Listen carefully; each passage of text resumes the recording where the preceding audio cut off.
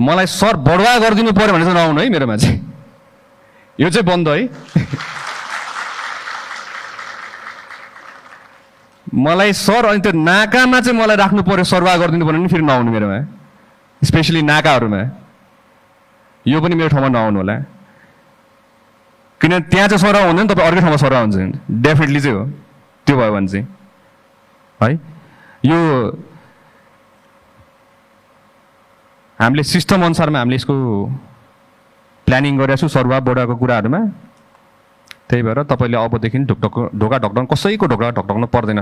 तपाईँ मेरो ढोका ढकढक्न आउनुहुन्छ भने मेरोमा चाहिँ ढोका ढकढक्दाखेरि सर मलाई समस्या पऱ्यो मात्र भनेर भन्दिनँ, यति मात्रै भन्दिनँ। म तपाईँको हरेक प्रहरीको लागि म तपाईँको आफ्नै समस्या जस्तो बुझेर म कुद्नेवाला छु, लिन्छु र म त्यसलाई समाधान गर्न भरपुर प्रयास पनि गर्नेवाला छु।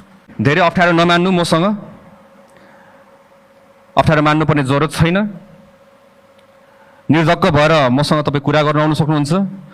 बाहिरको विदेशको हेर्दाखेरि तपाईँले प्रहरीको लुगा हेर्दाखेरि ओहो अहिले नै क्रिमिनललाई पक्रिन्छ कि क्या हो भन्ने टाइपको लुगा हुन्छ।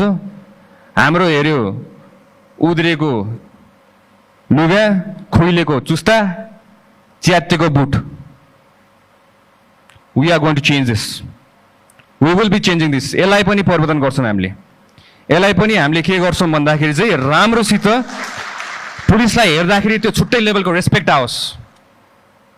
एसटिएफको पनि मैले हेरिरहेको छु, तपाईँको नर्मल जस्तो देखिरहेको छु मैले। त्यहाँ मेरो अगाडि हिँड्ने टिमहरू पनि अलि हेर्दाखेरि पनि देखोस् न तपाईँको, ओहो एसटिएफ खतरा पुलिसहरू रहेछ। उहाँहरू त फुल्ली ट्रेन्ड, इक्विप्ड।